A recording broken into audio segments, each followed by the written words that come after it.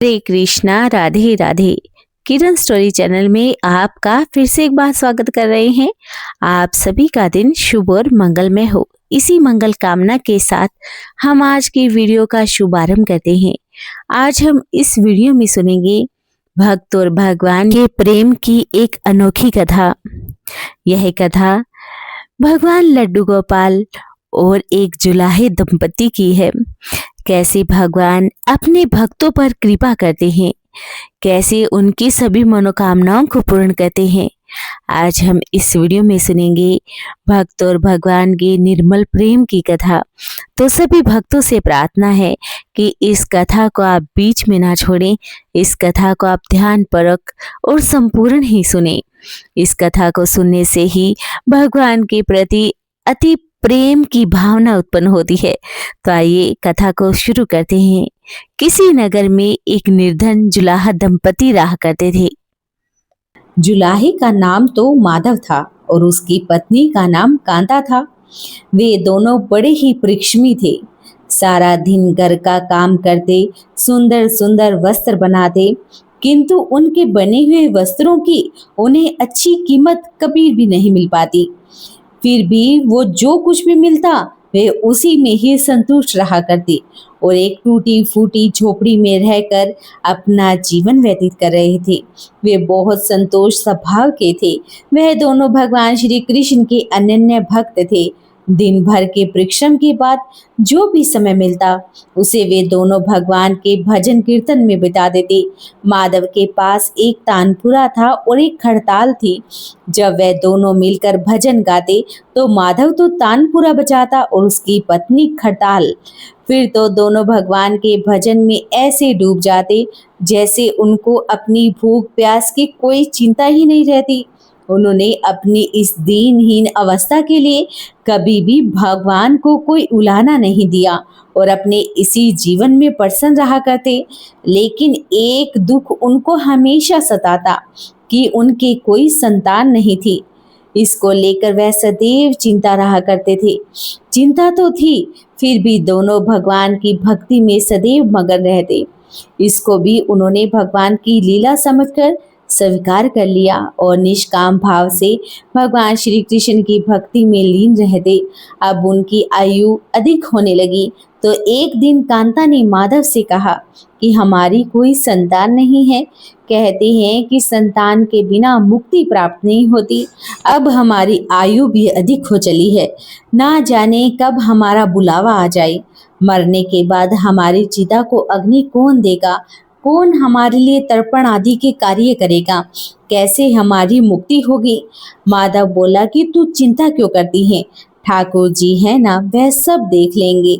माधव ने यह बात कह तो दी, किंतु वह भी चिंता में डूब गया। तभी उसके मन में एक विचार आया। वह नगर में गया और श्री कृष्ण के बाल स्वरूप की मूर्ति को ले आया। घर आकर बोला कि अब तुम्हें चिंता करने की कोई आवश्यकता नहीं, मैं यह बाल गोपाल लेकर आया हूँ। अब से यही हमारे पुत्र हैं। माधव बोला, अगर हम संतानहीन हैं तो भी यही इन्हीं की इच्छा है। हम इनको ही अपने पुत्र के समान प्रेम करेंगे। यही हमारे पुत्र का दायित्व पूर्ण करेगा। माधव की यह बात सुनकर कांता अति प्रसन्न हुई। उसने बाल गोपाल को लेकर अपने हृदय से लगा लिया और बोली कि आप बिल्कुल ठीक कह रहे हैं, आज से यही हमारे लाला हैं। फिर क्या था, दोनों पति पत्नी ने घर का एक कोना साफ करके वहां पर बाल गोपाल के लिए एक सुंदर स्थान बनाया और एक चौकी लगाकर उस पर बाल गोपाल को विराजित कर दिया। उस दिन से जुलाहा दंपति का नियम हो गया। वह प्रतिदिन बाल गोपाल को स्नान कराते, उनको धुले धुले वस्त्र पहनाते, अपने पुत्र की तरह ही उन्हें लाड लडाते, उन्हीं के सामने बैठकर भजन कीर्तन करे और वहीं पर सो जाते। वे दोनों अपने हाथों से बाल गोपाल के लिए सुंदर सुंदर वस्त्र बनाकर उन्हें पहनाते, उन्हें खाना खिलाते, उन्हें झूला झुलाते और रात को उनको सुलाकर समय सो जाते। अब इन सब में उनको बड़ा ही आनंद आने लगा। धीरे धीरे बाल गोपाल को अपनी संतान के समान ही प्रेम करने लगे। बाल कृष्ण अब उनके परिवार का एक हिस्सा बन गए।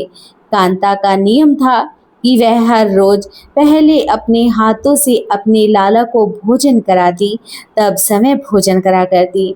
लाला को भोजन कराते समय उसको ऐसा प्रतीत होता जैसे वह अपने पुत्र को ही भोजन करा रही हो। उन दोनों के निश्चल प्रेम को देखकर करुणा निधान भगवान अत्यंत प्रसन्न हो गए। उन्होंने अदृश्य रूप में आकर समय भोजन खाना आरंभ कर दिया। कांता जब प्रेम पूर्वक बाल गोपाल को भोजन कराती तो भगवान को ऐसा प्रतीत होता मानो वह अपनी माता के हाथ से ही भोजन कर रहे हो। उनको कांता के हाथ से प्रेम पूर्वक मिलने वाले हर कोर में माँ का प्रेम प्राप्त होता। भगवान श्री कृष्ण स्वयं माँ की उस प्रेम लीला के वशीभूत हो गए, किंतु कांता कभी यह जान नहीं पाई कि समय बाल गोपाल उसके हाथ से भोजन करते हैं। एक दिन घर का काम बहुत अधिक होने के कारण कांता बाल गोपाल को भोजन कराना भूल गई। गर्मी का समय था। भरी दोपहर में दोनों पति पत्नी कार्य करते थक गए और बिना भोजन किए ही सो गए। उनको सोए हुए कुछ ही देर हुई थी कि उनको एक आवाज सुनाई दी, मैया बाबा मुझे भूख लगी है। दोनों हड़बड़ा कर उठ गए।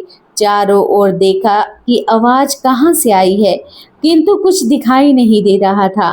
तभी अचानक कांता को याद आ गया कि आज उसने अपने लाला को भोजन नहीं कराया।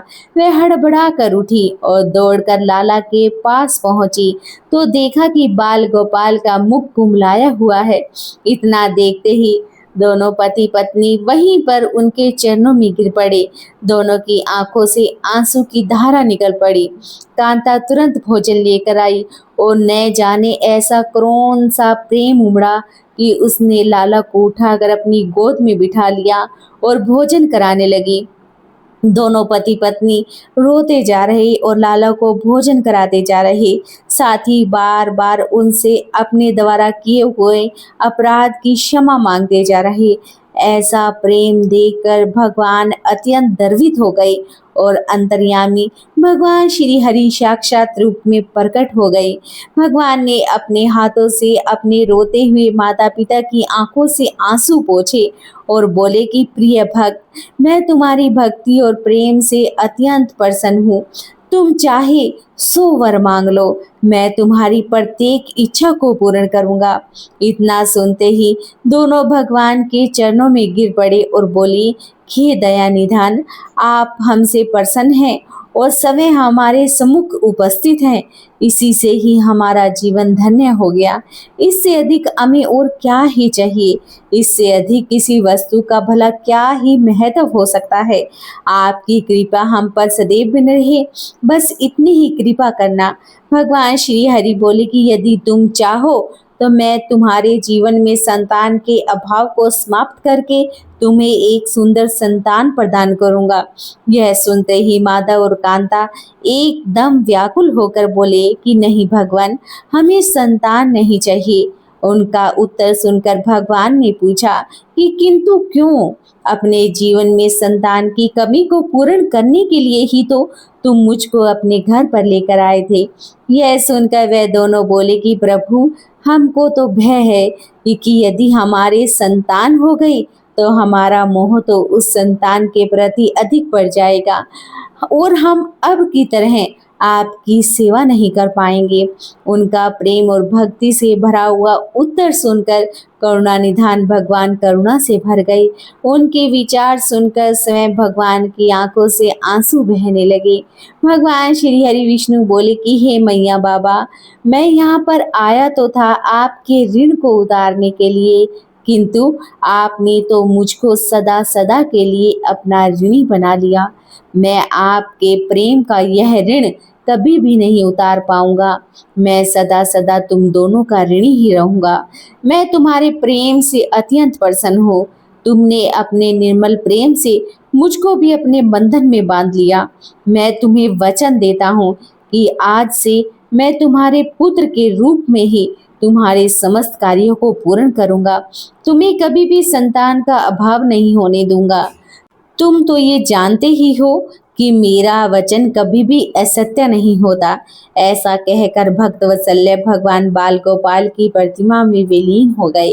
उस दिन से माधव और कांता का जीवन बिल्कुल ही बदल गया। उन्होंने सारा काम धाम छोड़ दिया और सारा दिन बाल गोपाल के भजन कीर्तन और उनकी सेवा में व्यतीत करने लगे। भजन करते हुए उनको ना भूख लगती न ही कभी प्यास लगती। उन्होंने सभी प्रकार की इच्छाओं का पूर्ण रूप से त्याग कर दिया। अब माधव कभी कोई कार्य भी करता तो केवल अपने बाल गोपाल के लिए सुंदर सुंदर वस्त्र बनाने का। उनके सामने जब भी कोई परेशानी आती तो बाल गोपाल एक बालक के रूप में उपस्थित हो जाते, उनके समस्त कार्यों को पूर्ण कर देते। वह दंपति और बालक गांव भर में चर्चा का विषय बन गया, किंतु गांव में यह कोई भी नहीं जान पाया कि वह बालक कौन है, कहाँ से आता है और कहाँ चला जाता है। धीरे धीरे समय व्यतीत होने लगा। अब जुलाहे दंपति बूढ़े हो चले थे, किंतु भगवान की कृपा उन पर बनी रही। अब दोनों की आयु पूरी होने का समय आ गया। भगवत प्रेरणा से उनको यह ज्ञात हो गया कि अब उनका समय पूरा होने वाला है। इसी के चलते एक दिन दोनों ने भगवान को पुकारा। ठाकुर जी तुरंत प्रकट हो गए और उनसे उनकी इच्छा जाननी चाहिए। दोनों भक्त दंपति भगवान के चरणों में प्रणाम करके बोले कि हे प्रभु, हमने अपने पूरे जीवन में आपसे कुछ नहीं मांगा, किंतु अब जीवन का अंतिम समय आ गया है, इसीलिए आपसे कुछ मांगना चाहते हैं। भगवान बोले कि निसंकोच होकर अपनी कोई भी इच्छा कहो, मैं वचन देता हूँ कि तुम्हारी प्रत्येक इच्छा को मैं पूर्ण करूँगा। तब बाल गोपाल के अगाध प्रेम में डूबे वह वृद्ध दंपति बोले कि हे नाथ, हमने अपने पुत्र के रूप में आपको ही देखा है, आपने भी पुत्र के समान ही हमारी सेवा की है। अब वह समय आ गया है जिसके लिए कोई भी माता पिता पुत्र की कामना करते हैं। हे दीन बंधु, हमारी इच्छा है कि हम दोनों पति पत्नी के प्राण एक साथ निकले। हे दया निधान, जिस प्रकार एक पुत्र अपने माता पिता की अंतिम क्रिया करता है और उन्हें मुक्ति प्रदान करता है, उसी प्रकार हे परमेश्वर, हमारी अंतिम क्रिया आपके हाथों से कर हमें मुक्ति प्रदान करें। श्री हरि ने दोनों को उनकी इच्छा पूर्ण करने का वचन दे दिया और बाल गोपाल के विग्रह में विलीन हो गए। अंत में वह दिन आ गया जब प्रत्येक जीव को यह शरीर छोड़कर जाना पड़ता है। दोनों वृद्ध दंपति बीमार पड़ गए। उन दोनों की भक्ति की चर्चा गांव भर में थी, इसलिए गांव के लोग उनका हाल जानने के लिए उनकी झोपड़ी के पास आ गए, किंतु उन दोनों का ध्यान तो श्री हरि में रम चुका था। उन्हें यह पता ही नहीं था कि कौन आया कौन नहीं आया। तभी अचानक एक चमत्कार हुआ। जुलाहे की झोपड़ी एक तीव्र और अलौकिक प्रकाश से भर गई। वहां उपस्थित समस्त लोगों की आंखें बंद हो गई, किसी को भी कुछ दिखाई नहीं दे रहा था।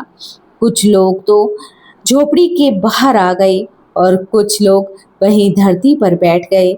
तभी श्री हरि अपने दिव्य चतुर्भुज रूप में प्रकट हुए और उनकी अद्भुत शोभा समस्त सृष्टि को आलोकित करने वाली थी, जो वातावरण में एक दिव्य सुगंध भर गई। अपनी मंद मंद मुस्कान से अपने उन भक्त माता पिता की ओर देख रहे थे। उनका यह दिव्य रूप देखकर दोनों वृद्ध अत्यंत आनंदित और मंत्रमुग्ध हो गए। अपने दिव्य दर्शनों से दोनों को तृप्त करने के बाद करुणामयी लीलाधारी समस्त सृष्टि के पालन करता श्री हरि वहीं उन दोनों के निकट धरती पर बैठकर उनके सिरहाने बैठ गए। भगवान ने उन दोनों भक्तों का सिर अपनी गोद में रख लिया, उनके शीश पर प्रेम पूर्वक अपना हाथ रखा तथा पश्चात अपने हाथों से उनके नेत्र बंद कर दिए। इतना करते ही तत्काल दोनों के प्राण निकलकर श्री हरि में विलीन हो गए। पंचभूतों से बना शरीर पंचभूतों में विलीन हो गया। कुछ समय के बाद जब यह दिव्य प्रकाश का लोप हुआ तो सभी उपस्थित गांव वालों ने देखा कि वहां पर न तो माधव था, न ही कांता थी, न ही वे बाल गोपाल थे। बचे थे तो मात्र कुछ फूल जो धरती पर पड़े हुए थे और एक दिव्य सुगंध जो वातावरण में चारों ओर फैली हुई थी। विस्मित गांव वालों ने श्रद्धा से उस धरती को नमन किया और उन पुष्पों को उठाकर गांव वासियों ने अपने शीश से लगा लिया तथा माधव और कांता की भक्ति और गोविंद का नाम का गुणगान करते हुए चले गए उन पुष्पों को गंगा जी में विसर्जित करने के लिए। सच्चा भक्त तो वह है जो एक क्षण के लिए भी भक्ति से विमुख नहीं होता, अर्थात जिसका चित्र ईश्वर में अखंड बना रहता है, वही सच्चा भक्त कहलाता है। एक बार प्रेम से बोलिए, भगवान विष्णु की जय हो, लड्डू गोपाल की जय हो। अगर आपको हमारे इस YouTube चैनल की एक कथा पसंद आई हो तो चैनल को सब्सक्राइब करना आप बिल्कुल भी ना भूलें। वीडियो को लाइक और शेयर जरूर कर दें। आपसे हाथ जोड़कर प्रार्थना है कि कमेंट में जरूर लिखें, जय हो भगवान विष्णु की। भगवान विष्णु आपकी समस्त मनोकामनाओं को पूर्ण